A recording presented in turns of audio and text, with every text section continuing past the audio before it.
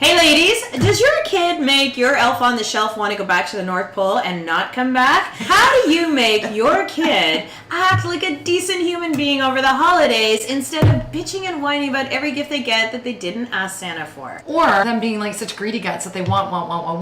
I will say last year was the first time that I encountered this with Foster, and it got to the point where he was walking into people's homes and he was like, "Where's my gift? Where's my gift? Is there a gift? Where is it?" So there's the managing of expectation. But that's true. Like Maddie will open a gift that like Santa or Grandma or Grandpa gave her, and she'll be like, "Oh, I didn't want this." I do find too that because families are all over the map too, that Christmas now is not just a day; it's a day here, a day here. It ends up being 5, 6, 7 days of gifts. Yeah. Especially relatives who don't have kids, they're like, "Oh."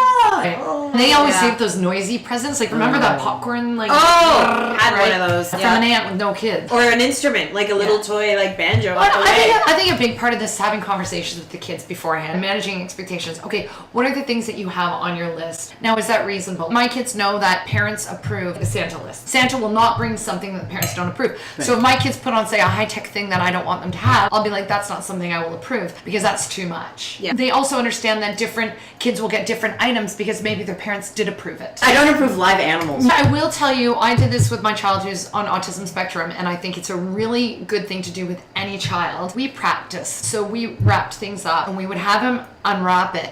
And I would say, now pretend this is something you didn't want. What are you going to do when you unwrap it? He'd unwrap it, and he'd be like, "Oh, thank you, Grandma. This is just lovely." Go over, give a hug and a kiss. So they would practice faking they weren't disappointed. With kids, you teach the skill. So you have the conversation. You say, okay, so when you get something and you don't want it, how are you going to act? So you talk about it, and then you practice the skill. And then when you go to generalize it, when they really get that present, those socks, then they can be like, "Thank you, I really needed these." We have a rule in our house that you only ask Santa for one gift. And it is somewhat approved because Foster wanted, there was something else that Foster wanted. And I said, I think you're a little old for that. Santa might know that you're a little old, so you might want to have a backup. Right. And you just get one gift from Santa. It's something special, and that way they think about the one thing that they want from Santa. Right. Something under the tree might appear from Rudolph, Mrs. Claus. I don't really want my kids thinking that I'll buy them nice things. It's always fun when Santa brings them something.